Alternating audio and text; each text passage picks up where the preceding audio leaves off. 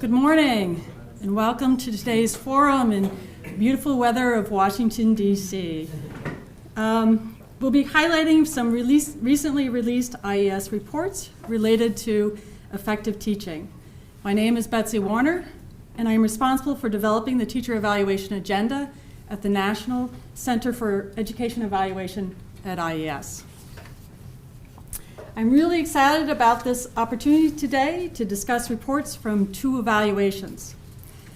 Both of these reports are pretty complicated, and I think we can offer some plain talk today about this important work. And if we can do that, I think this session will be a success.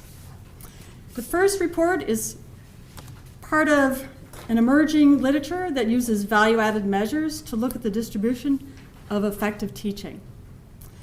The unique contribution of this piece is the geographical coverage and sheer number of districts that are included in this study. This study is ongoing, so I'm interested in the discussion both in terms of reactions thus far to the work, as well as comments about what analyses we might find useful going forward. The second is a report from a completed random assignment study.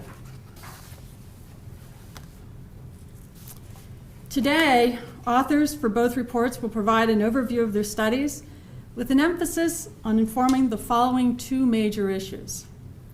What evidence do we have about whether disadvantaged students have equal access to effective teaching in reading and math?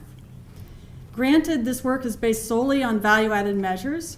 However, student achievement growth is an important element of performance measures supported by current policy. The second issue addresses a potential strategy of offering bonuses to promote effective teachers teaching where they are needed most. This is just one of several strategies one might promote, but it has a number of broader potential implications about value added and pay incentives that I think will be very interesting to discuss.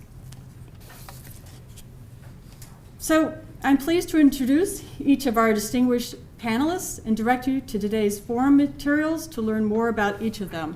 But briefly, Eric Eisenberg will be presenting first. He is a senior researcher at Mathematica Policy Research, and he is the principal investigator on the first study we will discuss. Steve Glazerman is a senior fellow at Mathematica. He led the impact evaluation of the study involving transfer incentives. We're also honored and distinguished to have two guests that will offer comments and insight on the reports.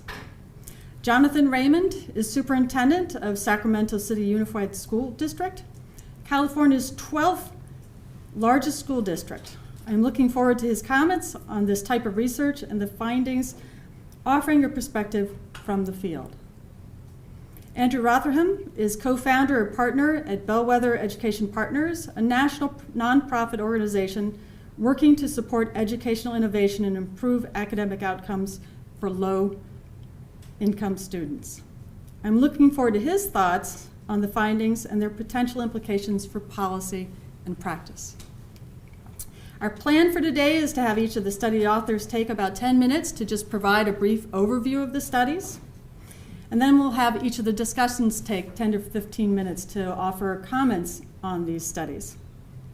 And then we'll take questions from our audience, whether that be through a webinar or in-house. A few housekeeping items. Our session today includes both an in-person and an online audience. Please note that we are video recording today's session and may capture images of some of you in the audience. This video will be posted on NPR's website later in the week to help ensure the highest possible sound quality for our webinar participants. We ask that you silence all your electronic devices. Now I'm going to turn over the podium to Eric Eisenberg to start us off.